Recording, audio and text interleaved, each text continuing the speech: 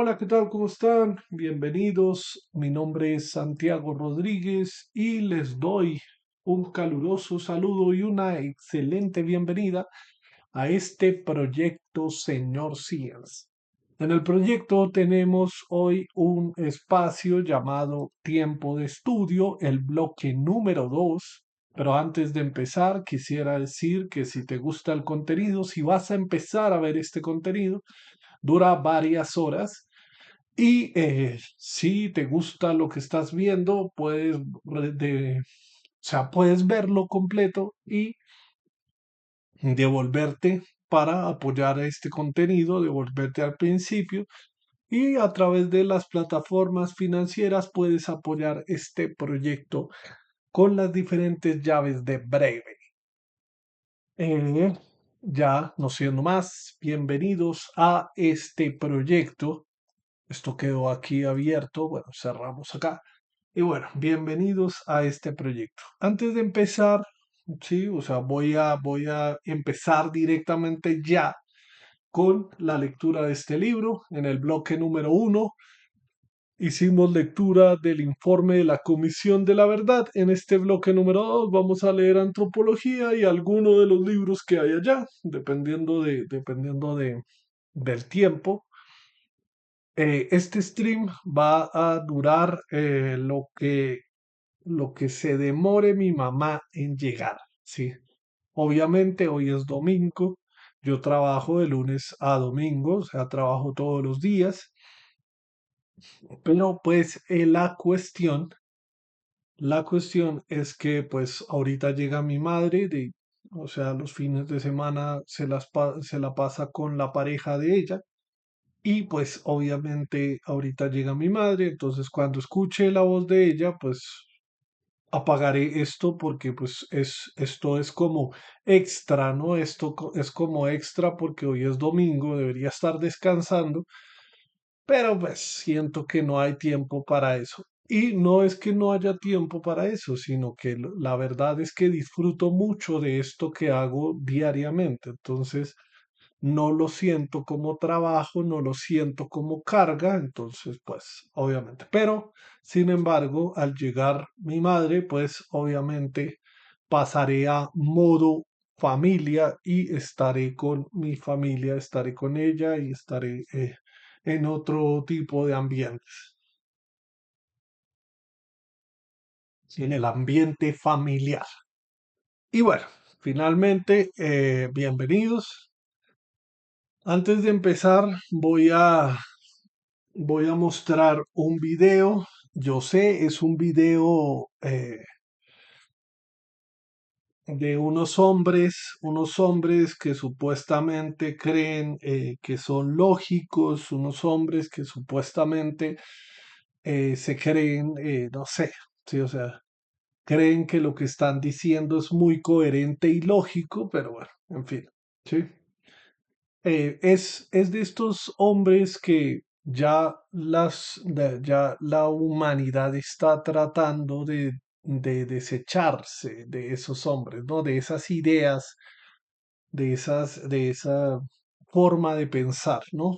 No comparto, o sea, no comparto absolutamente nada con lo que están diciendo estos hombres.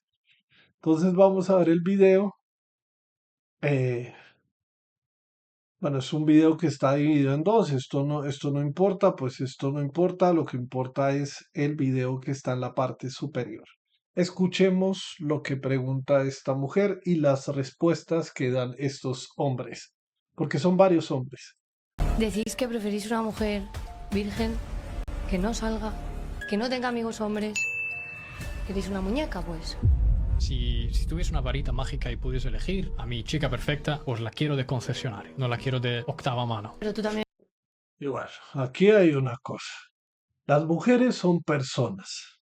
Sí, las mujeres son personas. Las mujeres no son carros, las mujeres no son objetos y obviamente si tuvieras una varita mágica eh, y dieras al tema de la mujer perfecta, cosa que no existe, ¿sí? Por más de que tú, hombre, tengas idealizada una mujer, esa mujer no existe en la realidad, ¿no? Primero que eso.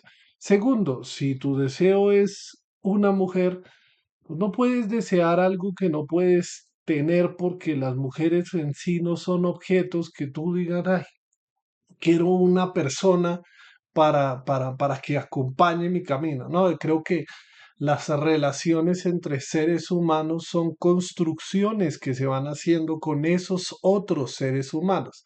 No es que por mis deseos yo quiero esto, ¿no? Pero bueno, el hecho es que obviamente el comentario es bastante estúpido y el comentario es bastante horripilante, ¿no? De considerar que, o sea, sí, o sea, quiero una mujer de carrocería nueva, ¿sí?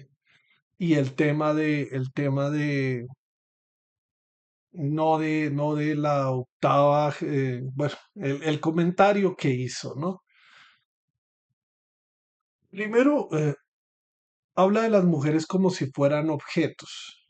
Y segundo, como si fuera un objeto, entre comillas, un trapo, ¿no? Entonces, quiero un trapo nuevo y no un trapo usado, ¿no? Pero entonces el problema es lo que viene a continuación, lo que viene a continuación, el comentario que viene, los comentarios que vienen a continuación. Nene, ¿vas a llegar virgen al matrimonio? ¿Tú quieres que yo sea virgen antes del matrimonio? Yo no pido un hombre virgen a mi lado. Exacto. Porque eres mujer. Sí, porque ¿No? Porque eres mujer, sí, o sea, no quieres un hombre virgen porque pues a la mujer le da igual el tema de la virginidad, ¿no? Pero el hombre, incluso vimos un video acá, creo que aquí yo eliminé el video, creo que sí eliminé el video de una filósofa, ¿no? Que decía el hecho, o sea, que hacía una crítica con respecto al tema de los hombres y el querer de los hombres de quitarle la virginidad a una mujer. Sí, lo eliminé, ¿no? Después busco el perfil de ella. Quitarle a los hombres, quitarle a la mujer la virginidad como si los hombres estuvieran penetrando un cuerpo. Primero, el tema de el objeto, ¿no? La mujer como objeto, ¿no? Entonces, el hombre penetrando el cuerpo de esa mujer nuevo, ¿no? Entonces, la filósofa en esta reflexión que hizo es el tema de que, eh, sí, o sea, primero, o sea, quitarle la posibilidad a la mujer de que tenga libertad de hacer lo que se le dé la gana. Si ella quiere acostarse con cuanto hombre quiera acostarse, pues es la libertad de ella, ¿no? Pero entonces la estigmatizan con respecto a que no, ya tiene mucho kilometraje, ¿no? Ya tiene mucho kilometraje, entonces ya no es atractiva, ¿sí? Es asqueroso la opinión de estos hombres, ¿no? Claro, porque eres mujer, entonces, porque eres mujer piensas así, ¿no? Los hombres necesitamos mujeres, bueno, y entonces, ¿por qué? O sea, por qué no va a llegar, eh, por qué no va a llegar virgen ese hombre al matrimonio? las mujeres valoráis un mínimo de experiencia en un hombre. Al revés, no es así. Porque las mujeres valoran una experiencia sexual de un hombre, ¿sí?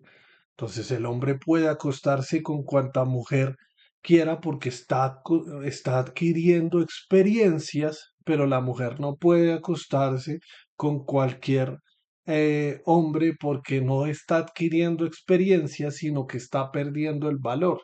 Y el tema aquí de la valoración de los seres humanos, ¿no?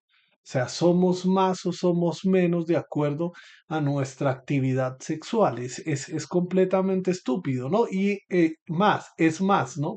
Somos más valorados los hombres que tenemos más relaciones sexuales, pero las mujeres no son más valoradas y tienen más encuentros sexuales porque obviamente El tema es que ellas pierden valor, nosotros lo ganamos, ¿no? O sea, es una lógica ahí como, pero bueno,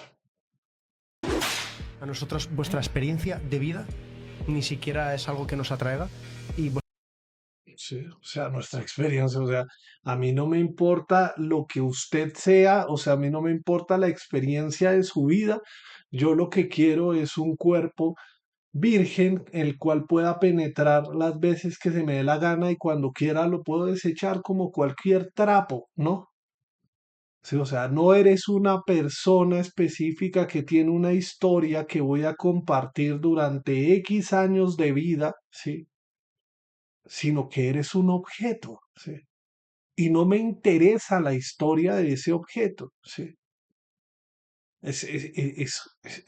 Ush.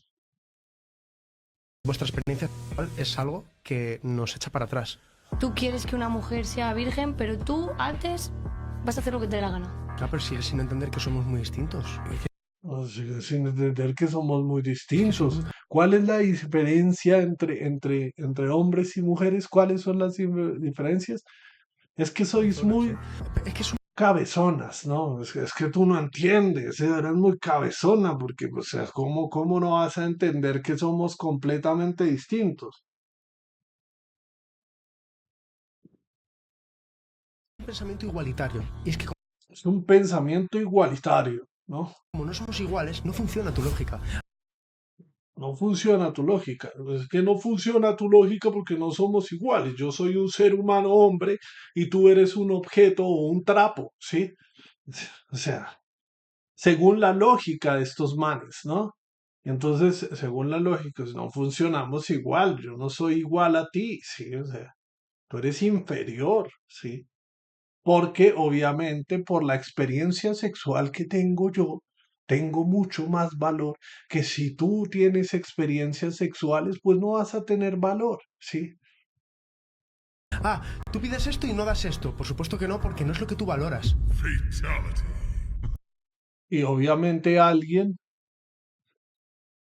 que vio este fragmento de la tal pone como fatality, como si hubieran, como si finalmente, eso viene de un videojuego, como finalmente hubieran ganado los hombres, ¿no? Obviamente quizás esta persona que dice qué opinas, o sea, no sé, está en contra o está a favor, ¿no? Me interesa la cara de las mujeres, ¿no? Como, sí, Decís que sí, o sea,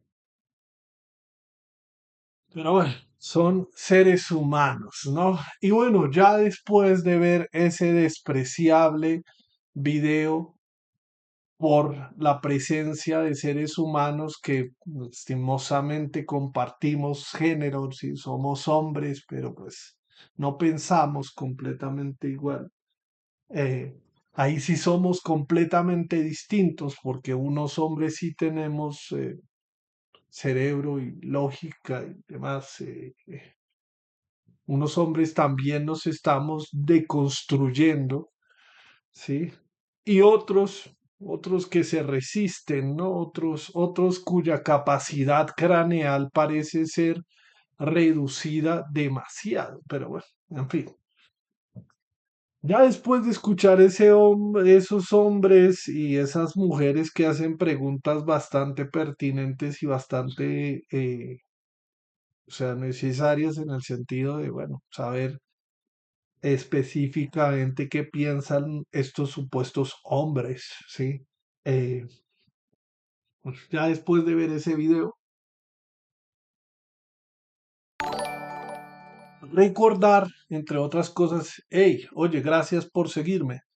Recordar, entre otras cosas, que en este proyecto, señor Science, estamos tratando de hacer una comprensión, estamos estudiando diariamente, estamos estudiando la historia de la humanidad, lo que conocemos como la gran historia, ¿no? Y estamos tratando de comprender las cuatro dimensiones de lo humano, ¿no?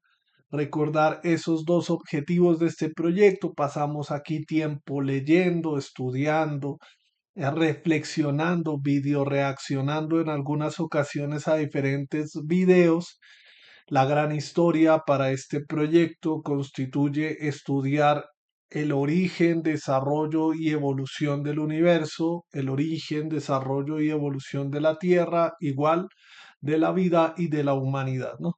Acabamos de ver a varios hombres, eh,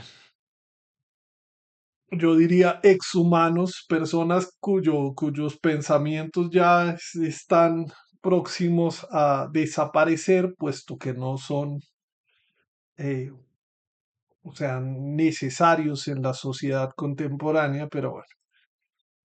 Y la cuestión de las cuatro dimensiones de lo humano, estudiar lo biológico o lo físico, lo social, lo psicológico y lo espiritual, ¿no? Consideramos en este proyecto que el ser humano tiene cuatro dimensiones, específicamente una biológica o física, un cuerpo que lo contiene, unos órganos, unos tejidos, unas células, es un organismo mismo físico que tiene ciertas cosas físicas que permiten su funcionamiento. En algún momento estudiaremos anatomía, estudiaremos biología básica, lo que sea, ¿sí? Vamos a pasar mucho tiempo estudiando estas dimensiones. Este proyecto es un proyecto de vida, ¿no? Diariamente estoy metido en este esquema. La cuestión es que la dimensión social o relacional, eso físico que somos, se relaciona con otros seres humanos, con otros objetos, con otras materias, con otros medios, etcétera. De la interacción entre lo biológico, lo físico que nos compone y la interacción social que tenemos con otros objetos, surge la categoría mental, surge el tema de la conciencia, surge el tema de lo que somos, qué es el ser humano, y la dimensión espiritual que puede tener presencia o ausencia de un Dios determinado, el Dios, sí, Dios en el que creas específicamente. Desde este proyecto consideramos que existen los dioses, así como cuanto ser humano hay allá en el mundo que considera que es guiado o que tiene una creencia específica de un determinado Dios, ¿no? Hay dioses como seres humanos en el mundo. ¿Por qué? Porque según mi proyecto personal, la idea Dios es una construcción que los seres humanos a lo largo de su historia evolutiva han tenido. En algún momento, en esa cadena de especies, eh, no sé, Australopithecus, Homo habilis, Homo ergaster, Homo heidelbergensis, Homo erectus, alguno de ellos, en su cerebro, cuando su cerebro poco a poco iba incrementando de volumen, en algún momento surgió la idea de Dios, ¿no? Como un modelo explicativo de la realidad, ¿no? Entonces, claro, veía las estrellas y decía, carajo, ¿qué son esas cosas que están allá arriba, no? Y entonces decía, oh, son dioses o, sí, etcétera, ¿no? Como un modelo explicativo de la realidad. Poco a poco, esa idea fue transformándose y fue evolucionando a lo largo de la historia y hemos llegado a tal punto de considerar que esa idea existe o no existe. Sí, siempre estamos en ese debate constante sobre esa idea de la existencia de Dios. Sin embargo, pues no deja de ser una idea. Pero bueno, en fin, el esquema personal o mi camino individual básicamente está guiado por el tema del budismo, ¿sí? Pero para la persona que está viendo esto, ese esquema tiene esas cuatro dimensiones y en su interior está vacío. ¿Por qué? Porque es que los caminos espirituales o los senderos espirituales se eligen, no se imponen prácticamente, ¿no? Entonces, puede ser una persona que tiene una media luna en el centro, puede ser una persona que tiene una cruz en el centro, puede ser una persona que tiene X elemento que le es importante. esa figura de Siddhartha Gautama o esa figura de un Buda en estado de meditación me representa a mí como ser humano y específicamente no está en el centro de esa discusión un Buda, sino que esa imagen de una persona o de un ser en estado de meditación soy yo específicamente, ¿no? O sea, lo más importante de todo este esquema es lograr mi propia iluminación, ¿no? Si bien mi maestro Siddhartha Gautama y el Buda me guía en mi sendero espiritual, la persona más importante de este esquema, pues soy yo, porque yo soy el que está trabajando en estas cuatro dimensiones. Sí, bueno, entonces, en fin. El hecho es que estudiar estas cuatro dimensiones me ha llevado a pasar tiempo haciendo lecturas de diferentes cosas y entre las lecturas que voy a utilizar el día de hoy, pues con libros de la biblioteca, de las bibliotecas públicas de la ciudad de Bogotá, porque estamos transmitiendo desde Bogotá, Colombia, eh, saco libros en préstamo y los voy leyendo de diferentes autores y diferentes años. Yo sé que por ejemplo, este libro que tengo acá se llama Para comprender la antropología y es un libro de 1988, tiene más de 40 años. Yo sé, obviamente, que la antropología en estos años habrá evolucionado. Pero, sin embargo, el tema de esta comprensión de la historia, comprender la gran historia y comprender las cuatro dimensiones, también tiene una dimensión que atraviesa esas cuatro dimensiones y es la temporal, ¿no? Personalmente, todos nos vamos a quedar en un momento de esa gran historia que estoy estudiando. Todos tenemos una fecha de inicio, una fecha de final, y nos quedaremos en esa gran historia, y esa gran historia seguirá corriendo, ¿sí? Y entonces, claro, es de hace 40 años este libro. En algún momento nos encontraremos con un autor más reciente y leeremos lo que ese autor más reciente dice sobre la antropología, ¿no? Pero bueno, y bueno, en fin, el tema es que estamos aquí para leer y aprender algún tema en específico. Vamos a poner un temporizador específicamente de 30 minutos de lectura, un descanso de 15 minutos. Bueno, la verdad es que a veces respeto los tiempos, ¿no? Estoy leyendo durante media hora y a los 15 minutos hago comentarios. En otras ocasiones lo que hago es prácticamente ir leyendo y meto la cucharada, ¿no? Entonces, no, según este autor, no, este punto es interesante, esto me llama la atención, en fin, estoy estudiando todo esto. Entonces, muchísimas gracias por seguirme, a la persona que me siguió en ese momento.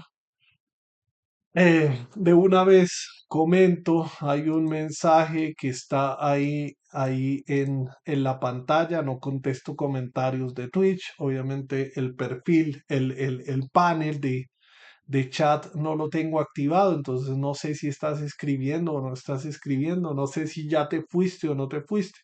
Llevo haciendo esto hace 5 años en los cuales he estado la mayoría del tiempo solo. Lo más probable es que tú veas un ratico de esto, te canses y te vayas y sigas con tu vida. Pero bueno, si deseas apoyarme en este contenido, permítanme un segundo. Si deseas apoyarme en este contenido, puedes seguirme en las diferentes redes sociales que tengo en pantalla, en el canal principal SR Science, en el canal secundario de Science. Y esto lo hago de lunes a domingo en dos bloques. Un bloque que va de 7 y media de la mañana a 12 del mediodía y un bloque que va de 2 de la tarde hasta las 5 de la tarde. Pero hoy, por ser domingo, obviamente, en el momento en el que escuche que un familiar llega a mi casa, suspendo la lectura, suspendo el trabajo y me voy a pasar en familia porque finalmente es domingo, ¿no? Pero bueno, en fin. Dadas las explicaciones, voy a dejar, creo que voy a dejar esa diapositiva, no se ve. Voy a dejar estos 30 minutos, voy a empezar lectura y bueno, vamos a ver qué nos dice la antropología. Bueno, antes de empezar, perdón por eso, pero estábamos leyendo el trágico final de la muchacha Chachugui. Chachugui, parece que es una indígena en algún lugar de América. Sí, no dice específicamente el lugar en el momento en el que estamos, el hecho es que le llega la primera menstruación. Estamos en un libro que se llama Para comprender la antropología, específicamente la cultura. ¿Qué es la cultura? ¿No? Entonces, eh, este libro empieza con un tema de definiciones de cultura y en el capítulo 1 empieza con algo que se llama cultura y sufrimiento. Entonces está contando, el autor está contando la historia de Chachugui, una mujer de una tribu indígena. Digo que es tribu indígena porque hablan del tema del maíz, sí, hablan del tema del maíz y el maíz es originario de América. No sé si es, no sé en qué tiempo es la historia de Chachugui, pero bueno.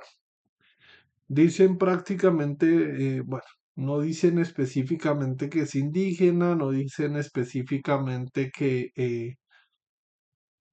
el tema, bueno, el tema. La cuestión es que ella tiene su primera sangre, o sea, llega, está caminando y le llega la menstruación. Y entonces, al llegarle la menstruación, sale corriendo, le dice al papá, llegó mi primera sangre. Y la tribu, la comunidad, se reorganiza porque a Chachugui le llegó la primera sangre. Entonces empiezan a hacer una serie de rituales y de prácticas, empiezan a aislan a Chachugui, la cierran, el papá va y busca a los hombres que se han acostado sexualmente con su hija, porque están impuros, ¿no? Están impuros.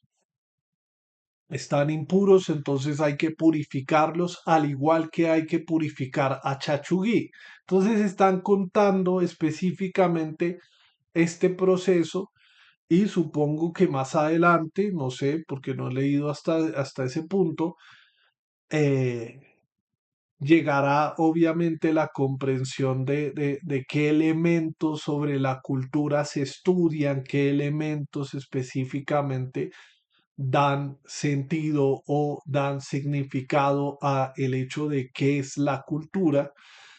La vez pasada que leímos este libro hablábamos no, sino que comentaba que según el autor hay diferentes definiciones de cultura y que todas estas definiciones son complementarias.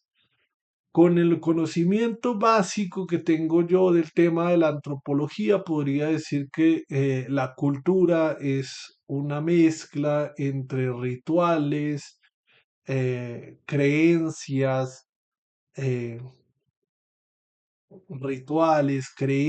significados que tiene un grupo específico y determinado, ¿no?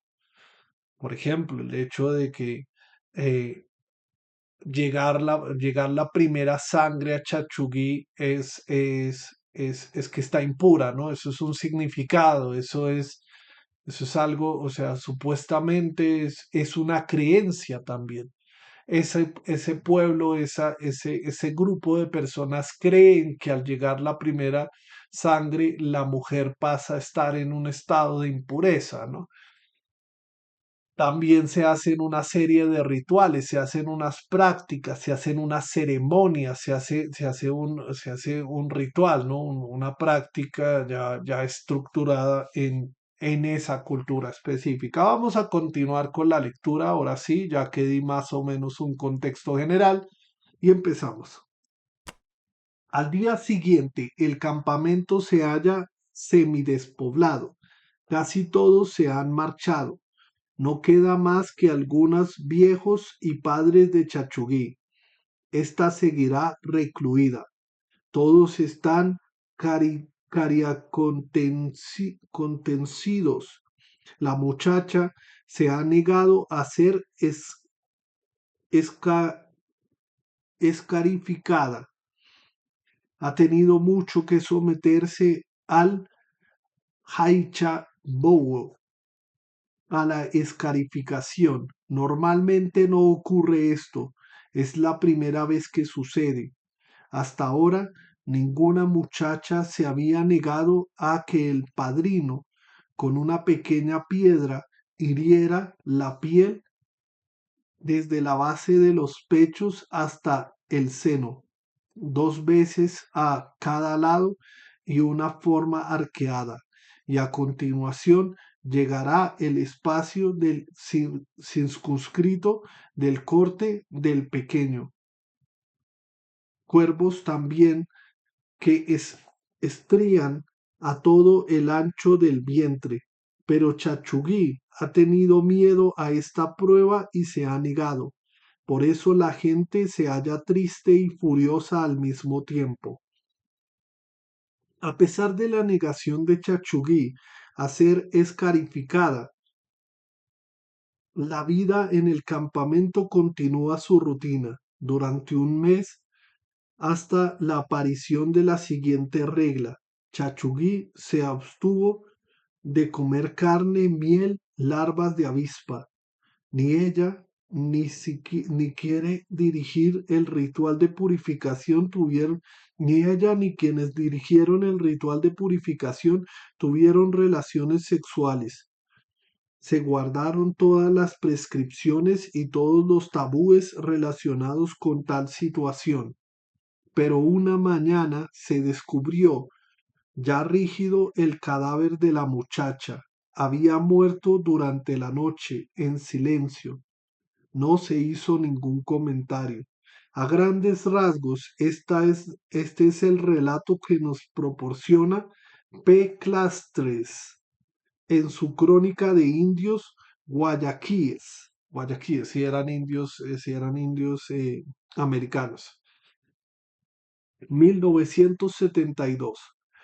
Hay pocos casos en la literatura antropológica en los que una ceremonia de iniciación acaba en un final tan trágico.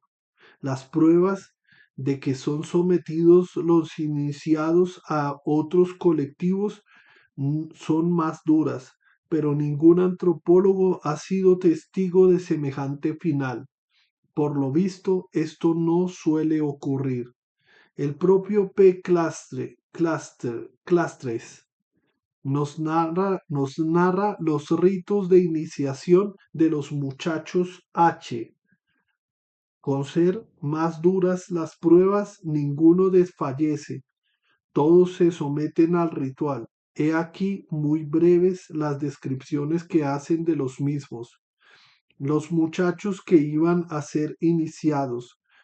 En esta ocasión, 3 construyeron un albergue especial, el Tapi Igua, un albergue grande en el que, a diferencia de las chozas normales, se podía estar perfectamente de pie. La construyeron en un espacio algo alejado del campamento que habían limpiado el día anterior. Había ayudado durante todo el día y había ido a la selva a buscar palmas para cubrir su techumbre. Había pasado también la noche por primera vez solos, uno junto al otro, en medio de ese espacio vacío que acababa de limpiar. En la noche se había, se había sucedido los cantos de los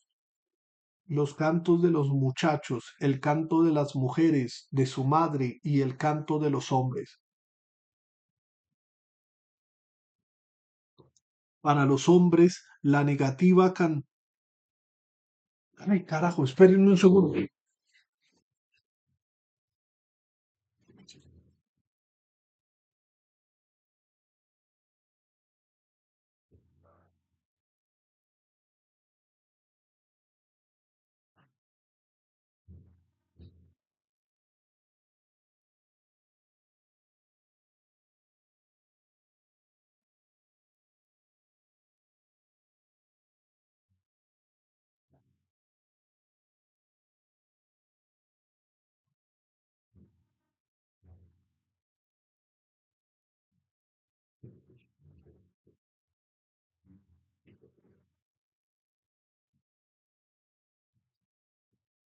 Es que si no le pego el sorbo, si no le pego el sorbo al café y digo, "Ah, tengo que calentar el café",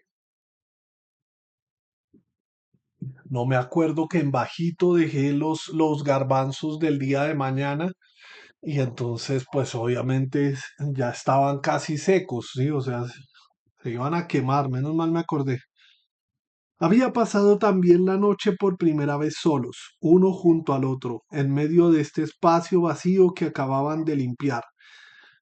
En la noche se había sucedido los cantos de los muchachos, el canto de las mujeres, de sus madres y el canto de los hombres.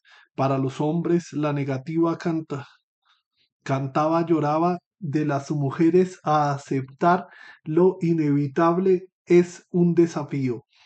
Se, ro- Se redobla la fuerza de sus prera. Su violencia se vuelve agresivo casi hasta cubrir el humilde lamento de las madres que oyen a sus hijos cantando como hombres. El tapi igua es alto y espacioso, mientras los hijos se ocultan en edificarlo. Las madres que van a la selva a buscar el toi la médula de la palmera que ellos han tallado y la carga de sus cestos, la médula junto con el brote terminal es el alimento de los frutos iniciados. Una vez preparada la casa iniciática, los tres muchachos se sientan en el centro y esperan en silencio. Hibukugi, el oficiante de la ceremonia, regresa de la selva con un caoti. Había salido de casa en la mañana y debía cazar un caoti. El animal es primero chamuscado y luego despellejado. Se separa un trozo de grasa. El ayuno. El ayuno de sus iniciados se irrumpe y ellos comen hasta hartar, pues durante varios días no van a poder ingerir alimento alguno. Se les va a realizar la perforación del labio, el mubu, y les van a ser imposible comer. A mediodía, cuando el sol está ya listo en su vertical, comienza la iniciación. Un hombre rasura con su cuchillo de bambú el cráneo de un novicio. A continuación, con la grasa de catío que había reservado, les frota los labios para que se ablande la piel. Hibukugi está sentada tras ellos, en una choza. Se levanta llevando en la mano una tibia de mono bien afilada. Es el instrumento de la perforación, el piju. Se inclina sobre Chiburiga, que echa la cabeza bien atrás. El oficial coge el labio inferior con la mano izquierda y lo estira hacia adelante. Pero fijamente el muchacho al mover los ojos con la mano derecha hunde el piju en el labio desde afuera hacia adentro y de arriba abajo. Una vez perforado el labio, retira el hueso. Entonces otro hombre, su ayudante, que recibe el renombre de Kutuaregi, reemplaza a Hikukiwi. Estos nombres. También él tiene un pijú, pero sin punta, corriendo el labio a su vez introduce el hueso en el agujero y dentro hacia afuera y de arriba abajo, en un movimiento kutu, mientras que el otro es un movimiento mugu. Dejado el hueso en la herida y enrolla alrededor de cuadrecilla fabricada por la madre, el caibó, que, que impedirá que el hueso se deslice y caiga. Y si se deja, y si se deja todo hasta que empieza la cicatrización. De este modo, el agujero no volverá a cerrarse, se endurecerá. El, al cabo de unos días retirará el piju y dejará puesta en él agujeros la cuerdecilla retenida en el interior del labio por una bolita de cera de abejas choa. Kipragi no ha dicho nada. Si ha experimentado dolor. No, el tipo no lo ha demostrado. Ni un gesto, ni un gemido. Los hombres actúan a continuación sobre los otros dos kibuchu, muchachos que también son valientes y no se quejan. Acabada la ceremonia, el coro de todas las mujeres estaban en el campamento. Bruscamente se levantan los padres de los recién iniciados, se precipitan sobre las madres y les dan patadas y puñetazos. Entonces todas las mujeres corren a ayudar a las madres, agarran a los hombres por los hombros y brazos, tratan de tranquilizarlos. Gritos, lloros, llamadas por doquier, la excitación aumenta. De pronto se levantan los demás hombres que hasta ahora se encontraban con miras, blanden sus arcos y entrechozan sus grandes flechas. Las mujeres se asustan y lloran, mientras los niños huyen a esconderse en la selva. Los hombres disparan sus flechas por encima y por los lados de las cabañas iniciáticas. Se aproximan a los iniciados. Ellos también tienen miedo, pero allí está Hibukugi, que los defiende. Hibukugi monta en cólera, grita, increpa e insulta a los hombres. Él solo produce un enorme alboroto. Llegan los hombres corriendo y rodeándole le masajean y le friccionan bien. Poco a poco se calma. Los hombres retroceden, depositan los arcos y las flechas y se vuelven a sentar en las chozas. La calma ha vuelto al campamento. Ha acabado la primera fase de la iniciación. Los H per- permanecen todavía 4 días y 4 noches esperando que se cicatrice la herida del labio. Muchachos e iniciadores se hallan sometidos a estrictos tabúes. Pasados estos días, los H's abandonan el campamento y reanudan su vida cotidiana.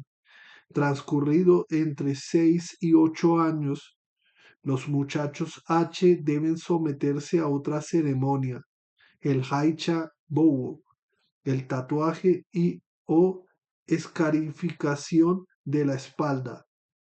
Solo así son considerados completamente iniciados, o lo que es lo mismo, completamente H's.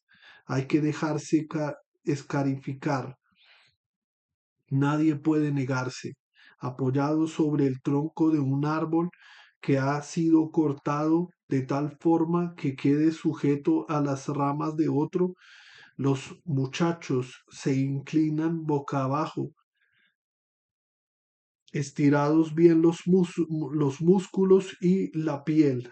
El oficiante toma una piedra y le corta profundamente los altos del hombro hasta el punto más saliente de sus nalgas. No es una incisión ligera y superficial que produciría, por ejemplo, la escarilla de bambú, afilado como un navaja. Es una verdadera raja en la espalda que atraviesa todo el grosor de la piel. Para ahondar semejante surco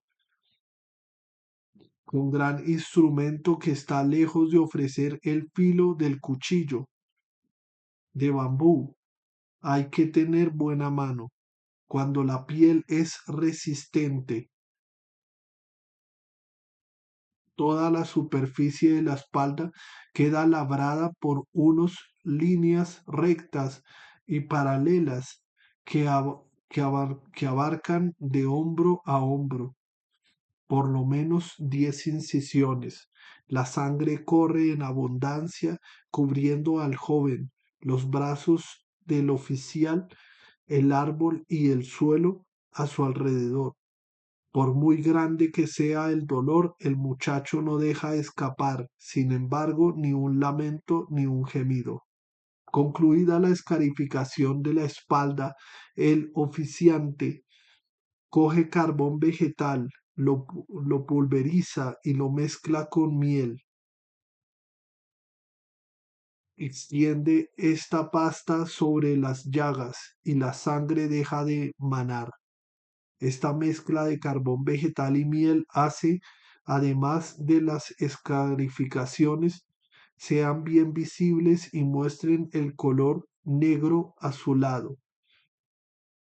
Después, echado sobre la escara de la choza, boca abajo, el muchacho recibe durante varios días los efectos calmantes de una virutas de cierto árbol.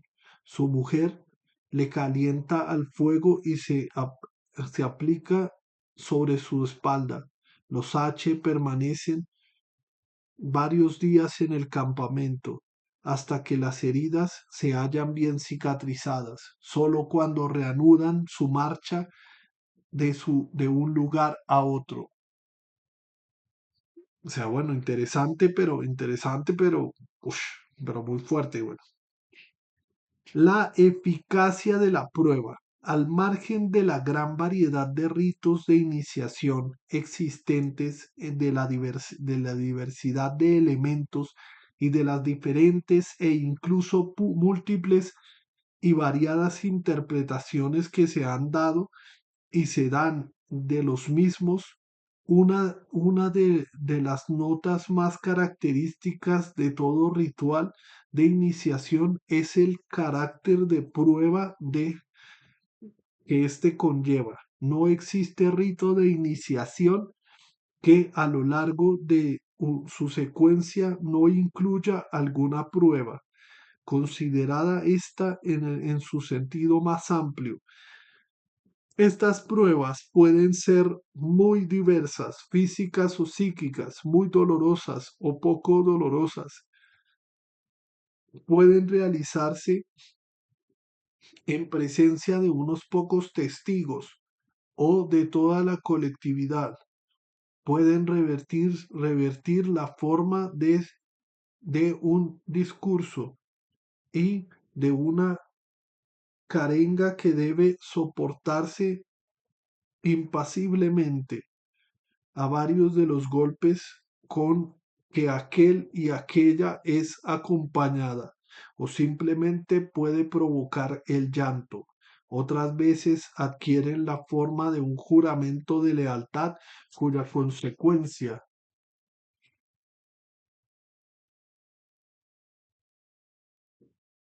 solo puede ser vislumbrada en el futuro de aquel trata que aquel trata de asegurar. Toda prueba conlleva un sufrimiento, a la vez que el sufrimiento es la condición indispensable de la prueba. He aquí algunos ejemplos que ilustran su diversidad y su multiformidad, o lo que es lo mismo, los múltiples formas de esta prueba adopta. Escribe Jane J. Lafortaine en su libro Iniciación, 1985, que para los Gisu de Uganda, ser iniciado con éxito consiste en permanecer de pie completamente inmóvil frente a un crítico público de hombres mientras se lleva a cabo la larga operación. Los jóvenes Gisu son circuncidados en pequeños grupos de muchachos emparentados. El circuncidador, un extraño, sale de donde estaba oculto y empieza con el de más edad. Luego lo hace con el resto, siguiendo el orden decreciente. Cuando se corta el prepucio y mientras se realiza el resto de la operación, los hombres profieren fuertes gritos. Las mujeres y las muchachas que se hacen inmediatamente detrás de los hombres emiten agudos chillidos. Los iniciados deben soportar la prueba con el mayor de los estoicismos. El ideal es que no muestren ni el más mínimo movimiento de párpados, de dedos, del pie o de otras partes del cuerpo. Ocurre algo similar entre los Samburu de Kenia. Los muchachos no saben nada de los rituales por lo que van a pasar. Solo saben que no pueden flanquear en la circuncisión, porque con ellos harían caer sobre su linaje una vergüenza imperecedera. Los ritos de iniciación de los muchachos Pokot, también de Kenia, son considerados generalmente una dura prueba durante la cual deben permanecer rígidas y silenciosas ante la multitud reunida para presenciar la excisión de la vulva. En la fiesta que realizan las muchachas circuncisas antes de salir de su estado iniciático como pago a las mujeres mayores de la comunidad. Estas reciben largas arengas durante las cuales deben arrodillarse en virtud de su misión. Se les golpea con ramas para humillarlas y también se les castiga individualmente por sus defectos de carácter y comportamiento. Los ritos iniciáticos a sociedades esotéricas y secretas que exigen por lo general un juramento de lealtad constituyen también una prueba para los iniciados. Así, por ejemplo, la francmasonería somete al novicio a duras pruebas, sobre todo psíquicas, durante prácticamente toda la ceremonia. se le mantiene con los ojos vendados, se le hace perder el sentido de la orientación, se simula que es arrojado al vacío y se le viste como víctima de una ejecución. La Fortaine, la Fortaine resume la descripción de que hace Hecker Thorne de uno de los últimos episodios, antes de ser conducido delante del maestro de la siguiente forma. El candidato es conducido alrededor de la lógica y arrastrado sobre bloques de madera. Se le dice que suba unas escaleras sin fin, según se les describe, y es precipitado desde la cima, cayendo sobre sobre sus pasos, sus pocos pies. Se le hace pasar a través del fuego, se le pinchan los brazos y en apariencia pierde gran cantidad de sangre. Todas las pruebas van acompañadas de mucho ruido, gritos y estrecho car de escuadras, compases y otros símbolos de la masonería que llevan los miembros de la orden. Mientras dura todo esto, el novicio tiene los ojos vendados y va a ser empujado o conducido. Los indefensos, como el cadáver, como un cadáver o un niño, se le hace sentir así. Finalmente, hace el juramento del secreto. El dolor y el sufrimiento que conlleva estos y otros ritos plantea múltiples interrogantes a los que es preciso responder para comprender el porqué de los mismos y su importancia. ¿Por qué los ritos iniciáticos conllevan semejantes pruebas? ¿Qué valor tiene el sufrimiento? ¿Son estas pruebas reminiscencias de de un pasado de la humanidad cuya experiencia solo es constatada en los pobres y abandonadas tribus salvajes? ¿Es concebido un ritual sin prueba alguna? ¿No implica el rechazo del ritual mayor prueba que su aceptación? ¿No significa e implica más dolor la muerte social, la marginalidad o abandono del grupo que la muerte física? Con otras palabras, tratar de responder al porqué del sufrimiento en esto o en otros ritos significa preguntarse por el ritual mismo. Nada más alejado de la realidad que interpretar cualquier tipo de prueba, iniciadas las más dolorosas, como un acto de masoquismo al que ciertos pueblos salvajes e incivilizados se entregasen libres y voluntariamente con un intento de expulsar parte al menos de la violenta y brutalidad que acompañan sus acciones. Lejos de sufrir, lejos de sufrir impasibles y estoicamente, le- el reconocimiento del sufrimiento es, en primer lugar, uno de los principales indicadores de la eficacia del ritual. Los propios H's, al igual que los Gisu, Samburu y Pokot, a pesar de su aparente imparcialidad, son los primeros en otorgar esta importancia al sufrimiento.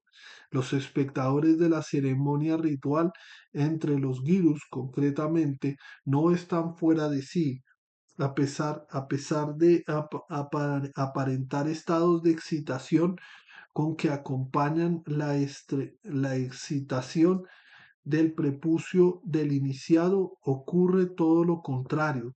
Están atentos al más mínimo signo de flaqueza y la superación de la prueba, de acuerdo con su ideal, es tema de conversación durante varios días.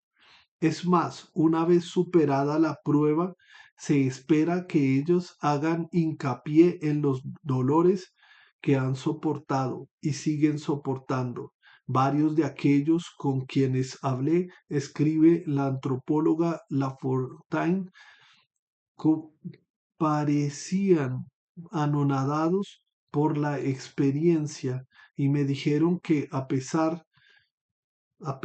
de haber visto a hermanos mayores iniciados, no habían sabido cómo sería aquello. Uno o dos dijeron que de haberlo sabido no habrían tenido el valor suficiente para ser iniciados. El dolor de la escarificación, dicen los H's, que es atroz, que no puede ni compararse con la perforación del labio que apenas duele. El sufrimiento no tendría sentido si no fuera reconocido y expresado como tal. Así, entre los Pocot, el corte de la vulva de las muchachas, el único corte público, es el episodio rápido y la valentía en el sufrimiento es prácticamente testimonial. Después de que se dispersa la multitud, la experiencia completa, la experta completa la operación, que consiste en quitar suficiente tejido para que los bordes de la vulva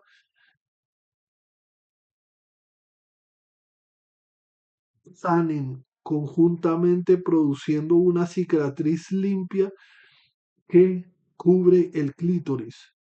Esa parte de la operación puede llevar más tiempo que la prueba pública, pero la muchacha es sujetada y no recae en ella vergüenza alguna si exterioriza el dolor. Voy a servirme cafecito y vamos a hablar del tema.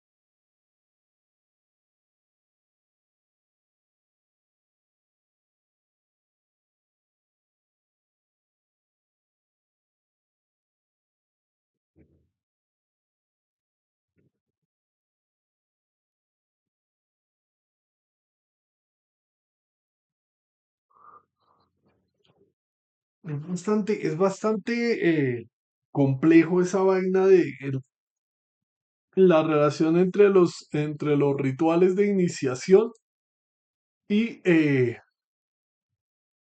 los rituales de iniciación y específicamente el tema uy, ahora se me fue, el tema de el sufrimiento, ¿no? El sufrimiento. Pero,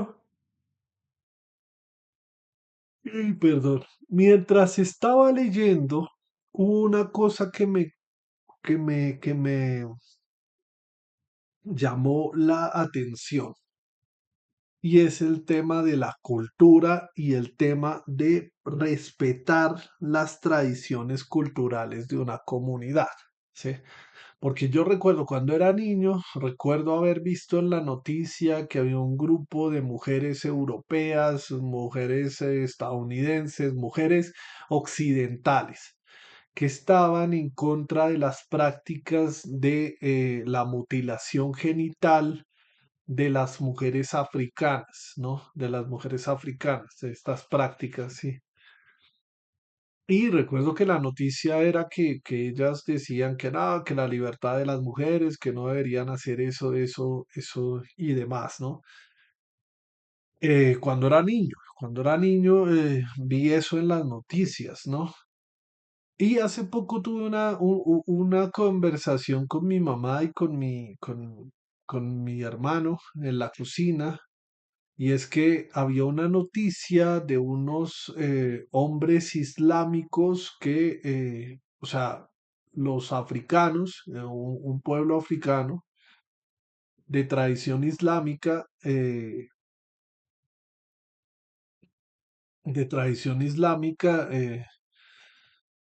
se opusieron a que el gobierno el gobierno del país derogara una ley que impedía el matrimonio infantil, ¿no? Entonces que no era posible que las mujeres kenianas, creo que era Kenia, el tema del matrimonio infantil, ¿no? Entonces, creo que vamos a ver el video como para cambiar de contenido. Creo que todavía lo tengo guardado. Ay, aquí está el video. Ah, no, no, no, ese no es el video. Ah, ah, ah, ah.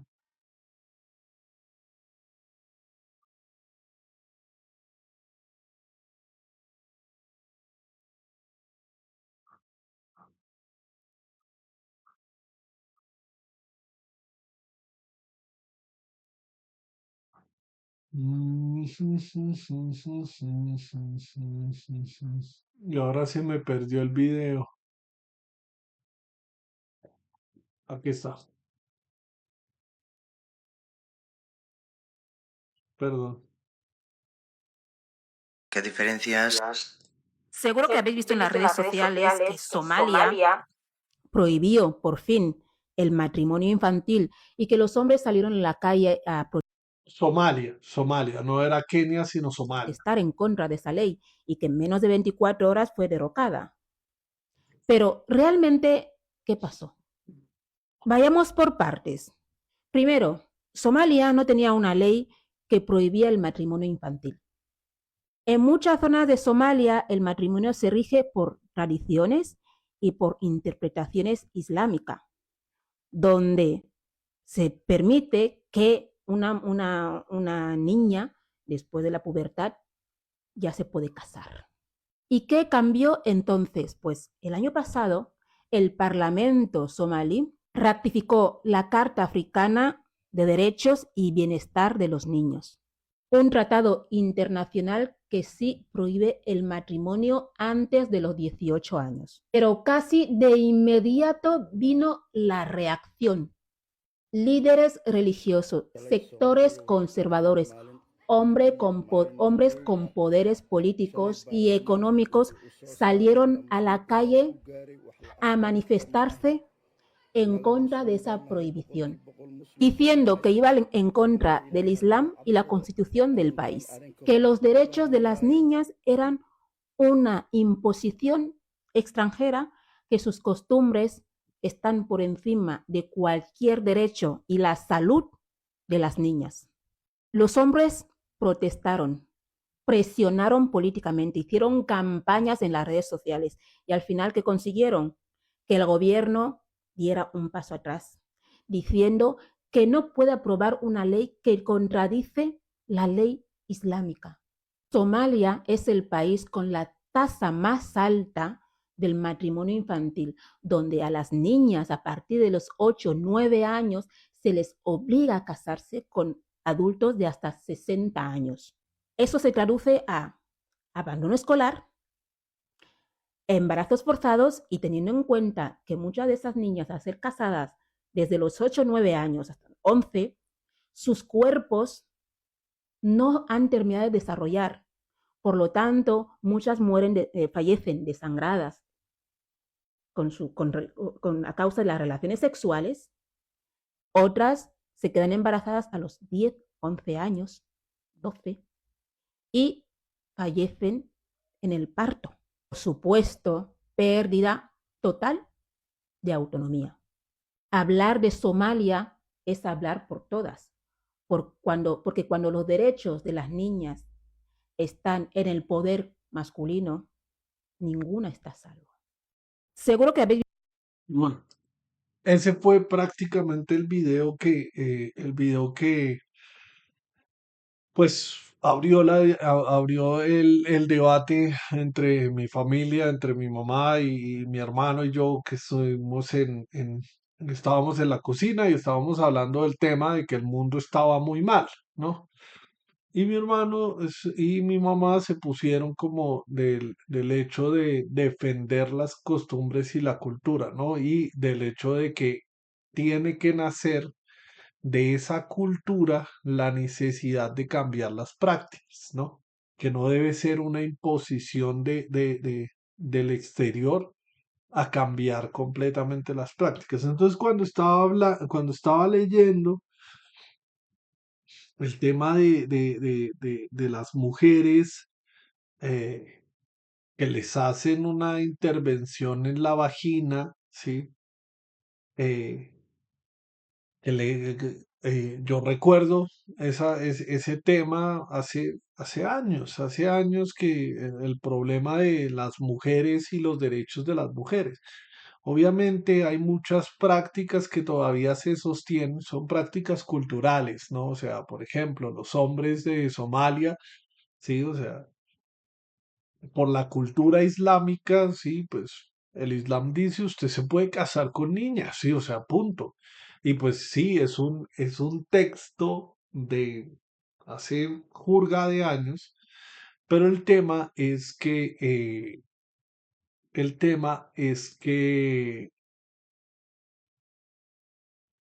pues es su tradición, ¿no? Es su tradición y pues hay que respetar esa tradición, ¿no? Eh, Hay que respetar esa tradición. Yo no estoy de acuerdo con el tema cuando ella dice, o sea, es en serio, ¿no? O sea, el tema de los cuerpos de las mujeres no están adaptados a los 8 o 9 años de un embarazo, ¿no? O sea, eh, y obviamente el tema de los derechos de los niños, la categoría de niño y adolescente debería ser universal, ¿no? Pero hay culturas en las cuales no existe tal cosa, ¿no? No existe tal tema de derechos de niños o derechos de la juventud, ¿no? O el ser joven en algunas sociedades no existe. El paso de niño a hombre culturalmente es un salto, sí, o sea, se salta el hecho el hecho de la juventud, ¿no? Pues es interesante como leer todo esto, y cuando estaba leyendo no dejaba de pensar en cómo hacer, ¿no? Cómo hacer específicamente para que las mujeres tengan la libertad de decidir sobre sus propios cuerpos. Cómo hacer para que el trato entre hombres y mujeres sea totalmente igualitario, ¿no? En todas las sociedades del mundo, pero eso sería cambiar culturas que finalmente uno se preguntaría por qué tienen que cambiar, ¿sí? Claro, aquí se ve afectados los cuerpos y afectada incluso la identidad y afectada incluso la persona, en este caso las mujeres, ¿no? Por ejemplo, el hecho de mutilarles los genitales, ¿no? El hecho de mutilarles los genitales. Es una práctica que tiene incluso en el texto decía, o sea, qué es más importante incluso para las personas que comparten esa cultura? Porque claro, uno lo habla desde afuera, ¿no? Uno lo habla desde afuera, uno lo habla desde Colombia en este momento y desde América y está viendo una cultura africana, por ejemplo. Uno lo ve desde afuera y uno lo ve desde un pensamiento ya occidental, ¿no? ellos prácticamente pues alegan porque no se les está respetando el hecho de su cultura islámica. Y eso hay que entender que ellos pues obviamente tienen otro tipo de pensamiento derivado de la interpretación exacta del Islam, ¿no? Eh, pero claro, o sea, uno pensaría que los derechos de los niños, los derechos de los seres humanos son universales, ¿no? Y estamos, creo que como humanidad luchando para que esos derechos sean universales.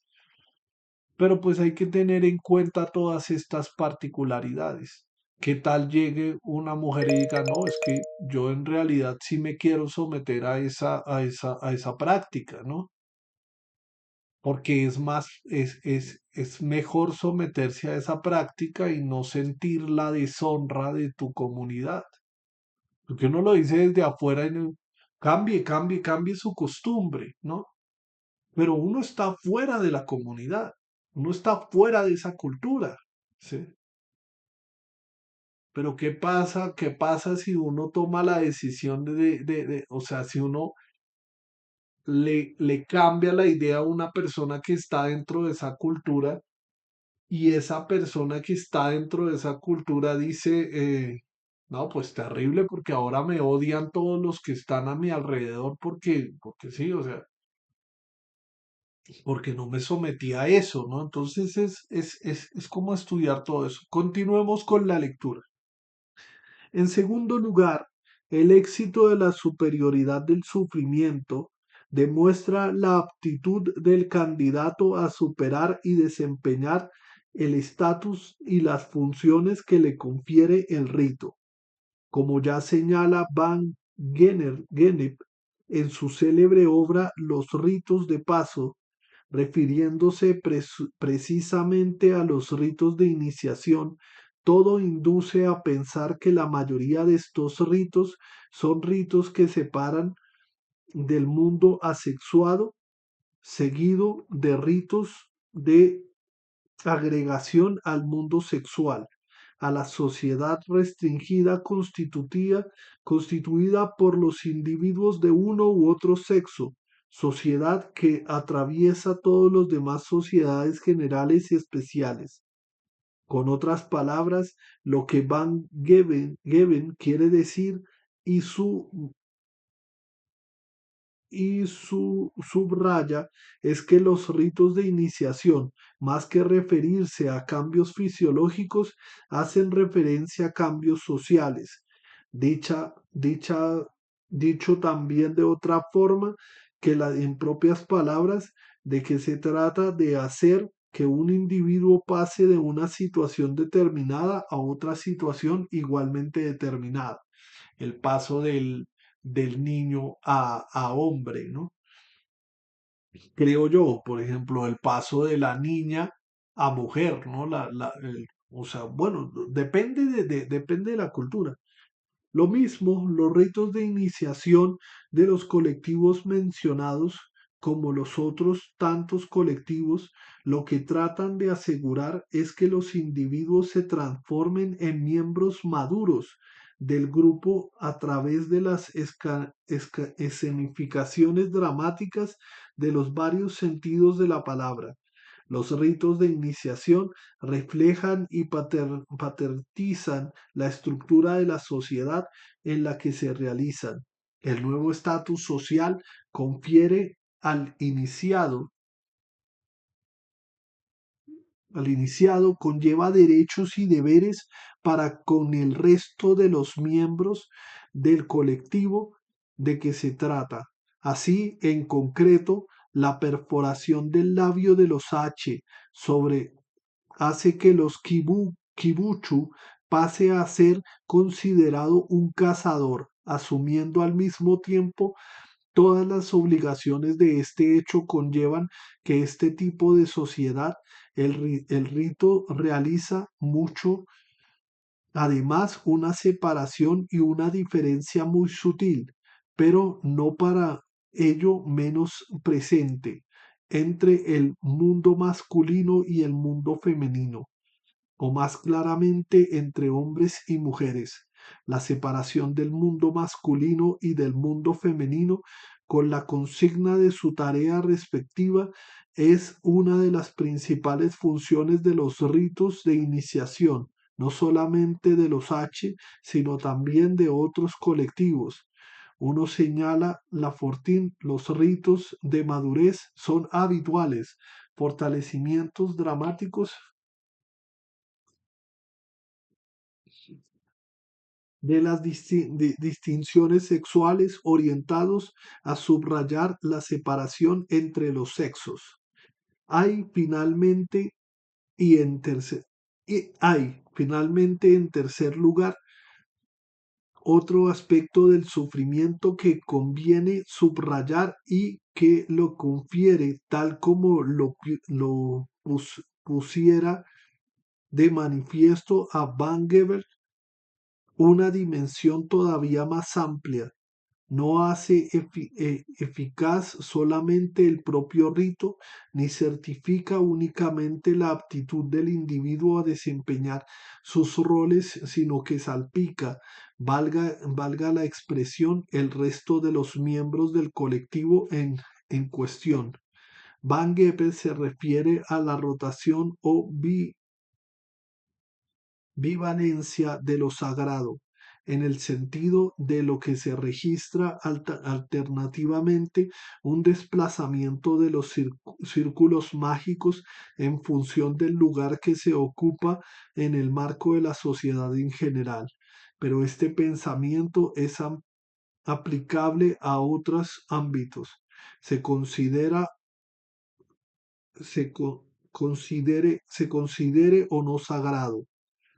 En los ritos de iniciación, concretamente las pruebas que deben pasar los iniciados conciernen todavía directamente al oficiante, a la familia, a la sociedad a la que pertenece. Cluster refiere como el padre principal del Kibragi al comunicarle este que desea se le realice la operación labial. Se alegró comprendiendo al mismo tiempo que él mismo iba a pasar de Kibuchu Ete, hombre forjado cazador, a una plenitud de edad, el estatus siguiente de Chibai Probi, al que ya es un poco viejo. El muchacho Samburu compromete en las pruebas a todo su linaje. Spencer describe un caso, anota la Fortaine, en el que un joven iniciado, al cantar su voto de ser valiente y honorable, invoca el toro que encabeza la manada de su padre. Su hermano mayor y su padre reaccionan enérgicamente ante algo que interpretaban como un compromiso de muchacho atolondrado que podía ser deshonrado por el comportamiento del mismo en la prueba. Se produjo un alboroto que resultó ser una censura contra esos parientes que decían los demás Samburu no debían haber mostrado su miedo a que el muchacho les avergonzara. En este caso, el muchacho pasó su prueba con éxito sin franquear, pero si un iniciado franquea es marginado y ni él ni sus parientes próximos superan la vergüenza, que puede durar más de una generación. Algo similar ocurre entre los Pokot. Si una muchacha se supera la prueba, a su madre no se le permitirá llevar la venda de cabeza que indica que es la madre de su muchacha iniciada con éxito. Es una vergüenza que no se llega a superar. Perdón, es que creo que me escribió mi mamá, no sé si está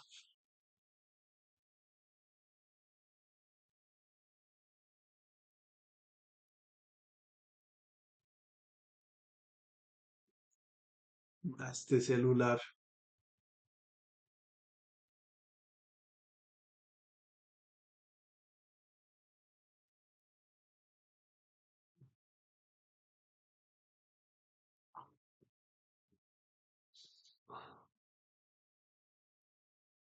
Este chat está más.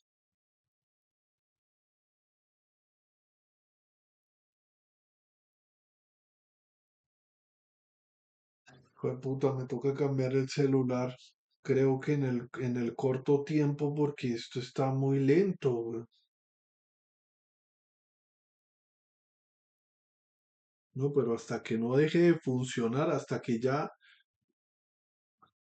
No, pero es que esto está, pero mal.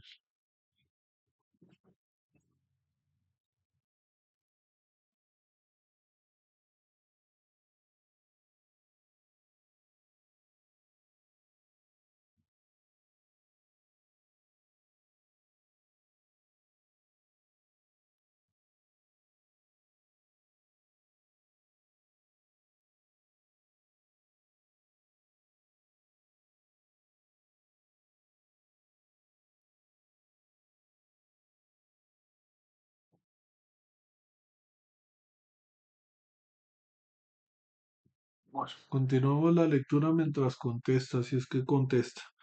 De esto y de otros casos que podrían ser mencionados se desprende como el éxito de la prueba o el sufrimiento soportado con éxito vincula y pone en movimiento la estratificación del colectivo o de la sociedad en la que el rito tiene lugar. Estratificación que no hace sino mantener y perpetuar el orden legítimo. En último extremo, aún no es,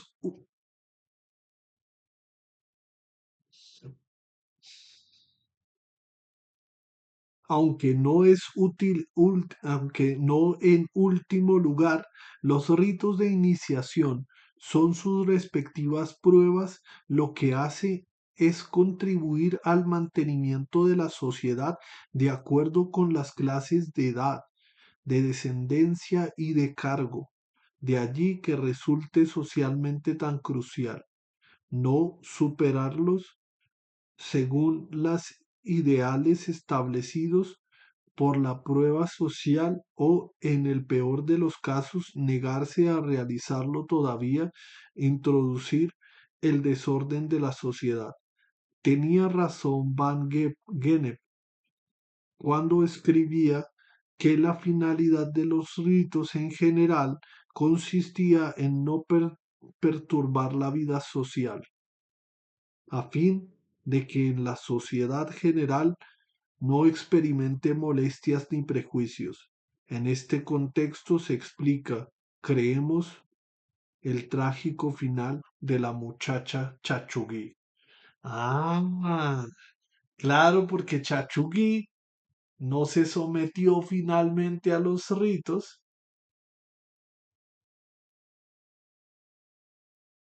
y se murió.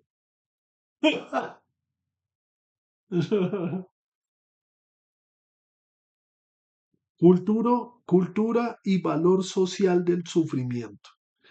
Los antropólogos del siglo XIX consideraban los ritos de iniciación como una de las primeras etapas del progresivo desarrollo del conocimiento y de las instituciones humanas. Interesados en mostrar el desarrollo a lo, de lo más primitivo a lo más civilizado, los ritos de iniciación son considerados concretamente por Fraser en la obra La Rama Dorada, 1922, como el misterio central de la sociedad primitiva. Los ritos de iniciación se asocian con un pensamiento mágico, a través del cual el hombre primitivo intentaba controlar las fuerzas de la naturaleza. En última instancia, en ellos se encerraba el misterio de la vida, de la muerte y de la resurrección. que la mente primitiva trataba de comprender asociando su ciclo vital con el ciclo de la naturaleza. Es Ed Durkheim, el famoso sociólogo francés, el primero en relacionar los ritos de iniciación con la sociedad.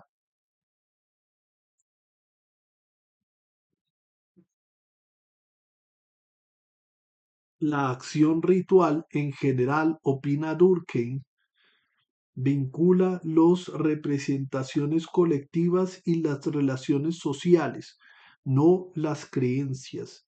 Estas son posteriores. Los ritos de iniciación en concreto son considerados como pasos previos para introducir al individuo en la esfera de lo sagrado y consiguientemente de acuerdo con su teoría de la sociedad misma.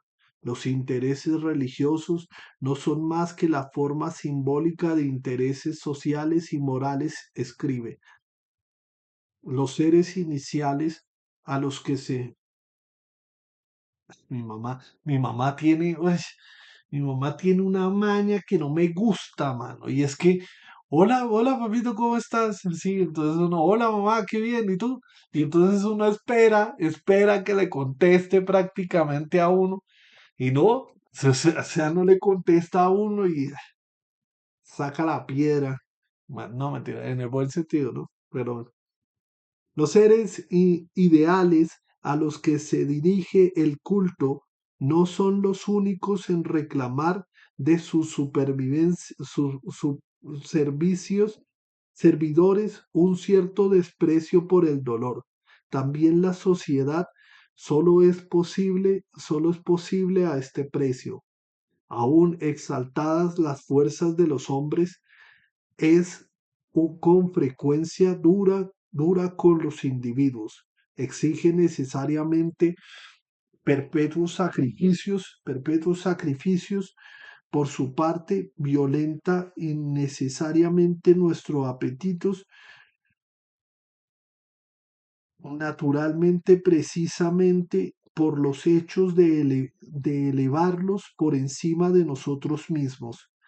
Para poder cumplir nuestros deberes cara a ellos, es pues preciso que estemos preparados a ser violentas a veces sobre nuestros instintos, violencias a veces sobre nuestros instintos a superar cuando sea necesario nuestra inclinación natural.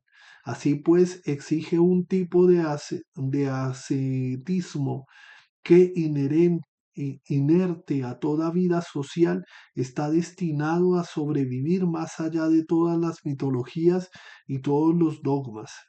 Es parte integrante de toda cultura humana y en el fondo constituye la razón de ser y la justificación de lo que han enseñado las religiones de todos los tiempos. Como puede apreciarse, Durkheim hace extendible la necesidad del dolor y del sufrimiento a toda cultura e incluso a la cultura como tal, por el simple hecho de que esta es impuesta a los individuos independientemente de su voluntad, de sus deseos o de sus caprichos. Toda cultura conlleva el carácter de prueba. Todo individuo en cualquier sociedad dada nace, crece y se desenvuelve dentro de unas formas de pensar, de sentir, de relacionarse y de actuar en cuya formación no ha tenido parte alguna. Desde su nacimiento, el desarrollo y en realidad gran parte de su ser en cuanto tal, escribe Berger y Luckmann, está sujeto a una continua interferencia socialmente determinada. La cultura se impone al individuo como algo externo y con la fuerza coercitiva de una realidad que debe ser respetada, a la cual el individuo debe sujetarse. Esta posee, afirma Durkheim, en las reglas del método sociológico, una realidad fáctica y objetiva similar a la que poseen las cosas del mundo exterior, a pesar de ser un producto humano y en cuanto tal se halla sujeta a procesos, mecanismos y condiciones que nada tiene que ver con las realidades externas. Con la cultura ocurre algo similar a lo que le ocurriría a Viernes, el indio que encontró Robinson Crusoe en la isla que naufragó. Hay un párrafo en la novela que escribe Daniel Defoe en 1719 que sintetiza a la perfección lo que implica hallarse dentro de una forma establecida de cultura. En poco tiempo empecé a hablarle y a enseñarle a hablarme. Le hace decir Defoe a Robinson. Primero, le hice saber que su nombre sería Viernes. Era el día en que le había salvado la vida, y lo llamé así en recuerdo de ese día. También le enseñé a llamarme amo, o decir sí o no, y lo que esas palabras significaban. Como han puesto de relieve numerosos estudios sobre el lenguaje, es este el primero y más importante mecanismo de socialización. A través del lenguaje, el individuo internaliza la estructura social de la sociedad de la que se trate, antes de que ni siquiera llegue aquel a entender el sentido de las palabras. Aunque la mayor parte de los individuos desconocen el carácter de imposición de la cultura, nada resta a la contundencia como, como que es impuesta, contundencia como que es impuesta, al igual que no resta su dureza a algunos ritos de iniciación, el que los iniciados la desconozcan e incluso se sientan orgullosos de la misma.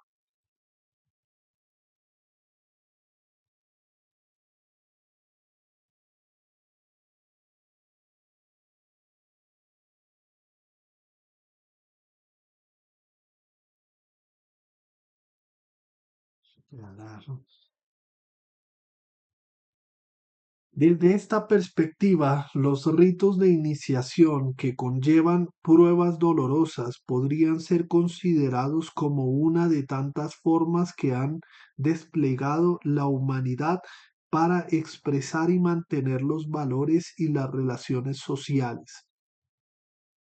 Los ritos dolorosos ejemplificarían de forma tangible lo que otros efectuarían más sutilmente, especialmente a través de elaboradas conceptualizaciones simbólicas más refinadas y de mecanismos o de formas más sofisticadas.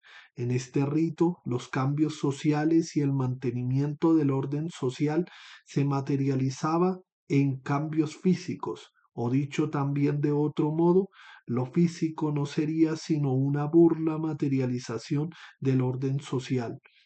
Como surge Van Gennep en una de sus conclusiones, prácticamente no habría símbolos, sino, sino una materialización, la escritura de los cuerpos de un orden y de un pensamiento. Estos ritos ejemplificarían igualmente la forma hasta brutal, el valor social otorgado al sufrimiento. La necesidad de sufrir que conlleva toda cultura alcanzaría en estos ritos su expresión más tangible y su más alto grado. Ahí está.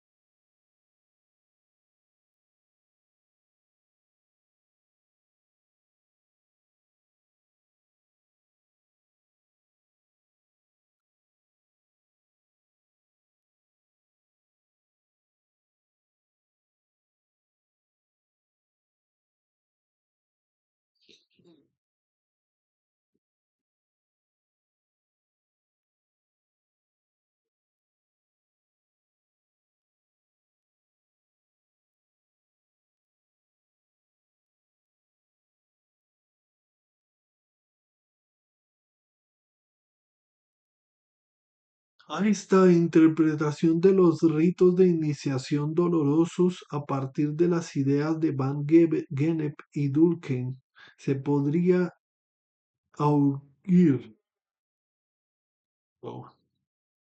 que no todos los colectivos poseen ritos de iniciación y que otros, muy pocos, apenas sí poseen rito alguno, y que incluso no se realizan de igual forma la imposición de la cultura.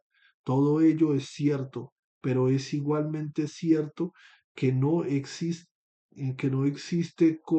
colectivo que no posea una estratificación social y una división del trabajo por mínima que sea. A estos dos elementos constituye los pilares sobre los que se mantiene la cultura, como veremos más adelante, y son siempre impuestos independientes de la voluntad de los individuos, e incluso a su pesar, y todo independientemente del control corporal o de los símbolos que para ellos se emplee. En lo que no estamos de acuerdo con Durkheim es en atribuirle una trascendencia cuasi metafísica al sufrimiento. Es cierto que algunos colectivos, como él mismo menciona, hacen, llevan a hacer del sufrimiento como una especie de rito en sí mismo, o que se ha visto en él un estado de gracia que hay que buscar y suscitar, incluso artificialmente, en virtud de los poderes y privilegios que confieren con idénticos títulos formales. Carajo, no contesta. En virtud de los poderes privilegios que confieren con idéntico título en esos sistemas de interdicción a los que acompaña de forma natural. Pero de esta u otra constatación a hacer del sufrimiento un instrumento de liberación y de grandeza del hombre, al elevarse por encima de sí mismo, es ir demasiado lejos. Se da un salto que Durkheim no solamente no explica, sino que a nuestro entender interpreta erróneamente. El sufrimiento es, por el contrario, un instrumento de legitimación del dominio de unos determinados hombres sobre otros hombres, o dicho de otro modo, de la salvaguarda de una determinada estratificación social. En última instancia, el sufrimiento es un instrumento de legitimación del mantenimiento de determinadas y concretas relaciones sociales.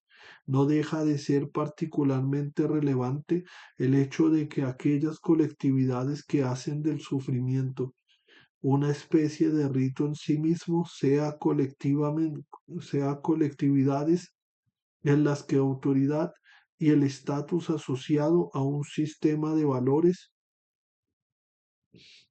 en que la fuerza física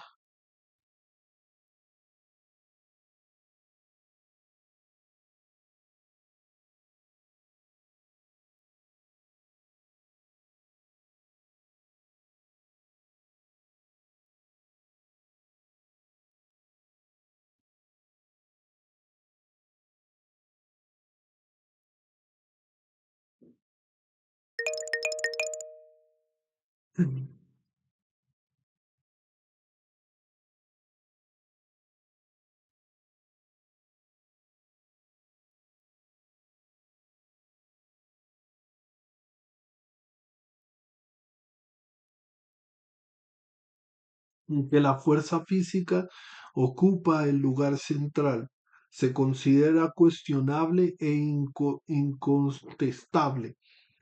Tal es el caso de aquellas colectividades en las que la autoridad y el estatus de guerrero o de militar gozan de mayor consideración social. precisamente porque toda imposición cultural se legitima a través del sufrimiento, adquiere este un valor social.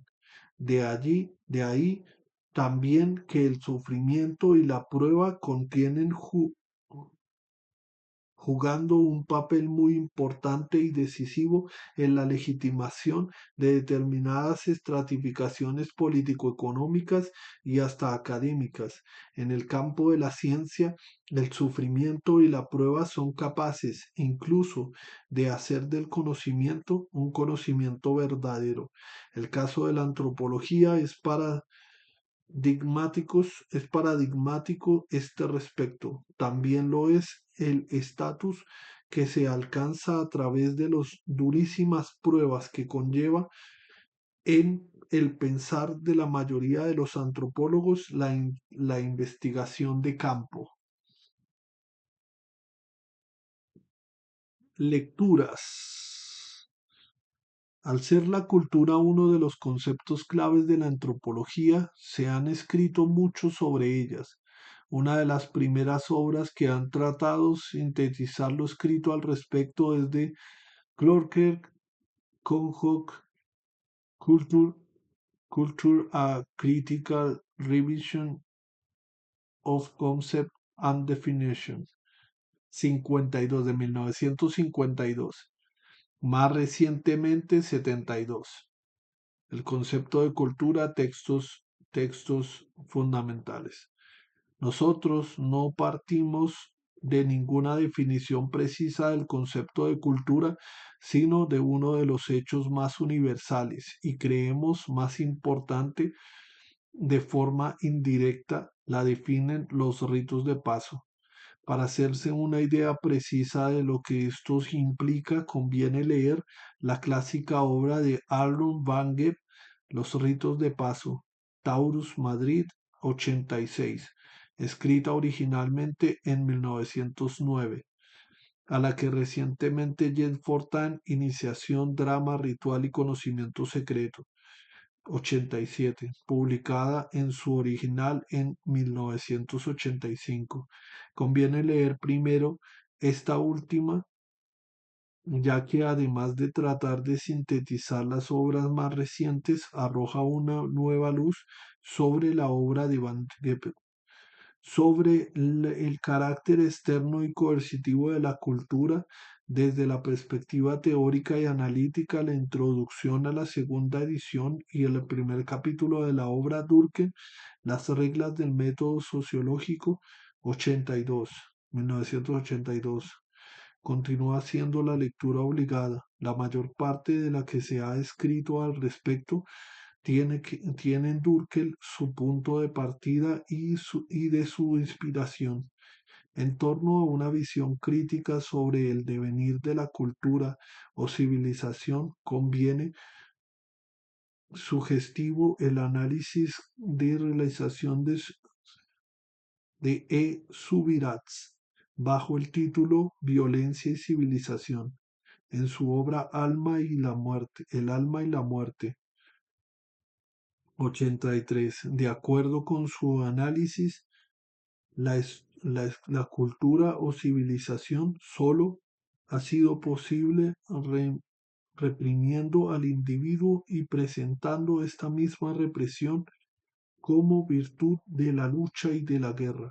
La represión se manifiesta en su más alto grado a través de la asunción por la propia sujeto de las propias sumisión de libertad. 2. La evidencia social de la cultura, pero eso lo vamos a dejar para mañana. Oiga, el descanso largo dura 10 minutos, el descanso corto dura 15 minutos. Es que lo cambié porque no quería cambiar el de 15 minutos. Bueno, más o menos ya mi mamá viene en camino, entonces creo que lo voy a dejar por ahí, lo voy a dejar por ahí el día de hoy. O sea, recuerden que esto se publica en el canal secundario del proyecto, en la lista de reproducción que se llama tiempo de estudio. Eh, el tema es que mañana, o sea, mañana lo más probable es que no empiece a las 7:30. Según me dijo mi mamá el día de ayer, mañana vienen a poner el internet o vienen a intentar poner el internet, cambiar de operador de internet. Entonces, pues mañana empezaría después de que los técnicos vengan a poner el internet. Y el día martes, bueno, eso lo explicaré mañana, pero el día martes 17 de febrero, tengo cita a las 9:30 de la mañana, eh, en el veterinario. Erectus, mi gato llamado Erectus, en honor a mi amor a la arqueología y a mi amor al proceso de evolución, le puse Erectus a mi gato. Está muy flaco. Sí, o sea, lo toco y se le sienten todos los huesos, tiene una diarrea impresionante, o sea, creo que vive deshidratado. Eh, y no sé, el martes me dirá el médico qué hay que hacer con el gatico, porque pues tampoco tengo recursos económicos para operarlo. Le encontraron una masa en el estómago y pues el tema es que no tengo la plata para hacerle la radiografía, ni tengo la plata para hacerle la operación si llegase a necesitar operación.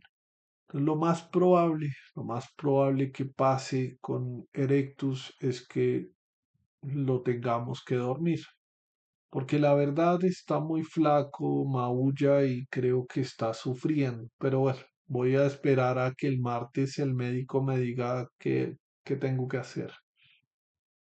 Será duro porque finalmente es mi gato, es el gato que más quiero, es el gato que duerme conmigo, es el único gato de los 6 que tengo, es el único gato que se la pasa en mi cuarto. Y pues bueno, sí, o sea, es duro, ¿no? O sea, el año pasado, pues murió mi tía. Este año no quiero perder a otro ser querido en la familia, sé que no es lo mismo, sí, pero pues igual es una vida, en fin. La cuestión es que mañana sí, mañana pues empezaría, o sea, dicen que llegan a las 7 de la mañana, ¿no? Dicen que llegan a las 7 de la mañana. Esperaré hasta las 8. Si a las 8 no llega, empezaré el stream y la cuestión es que empezaría el stream a las 8 de la mañana, pero está sujeto a que lleguen estos tipos de Claro y de Tigo, de la compañía Tigo, y cambien el internet. Si es que pueden cambiar el internet, es que creo que no tienen las conexiones posibles para cambiar el internet. Pero bueno, lo están intentando porque mi mamá compró un plan eh, que es celular e internet. Pero bueno, entonces que nos vemos el día de mañana. Muchísimas gracias por ver este contenido. Si en algún momento de sus vidas se encontraron con él, por mi parte no es nada más. Nos vemos pronto.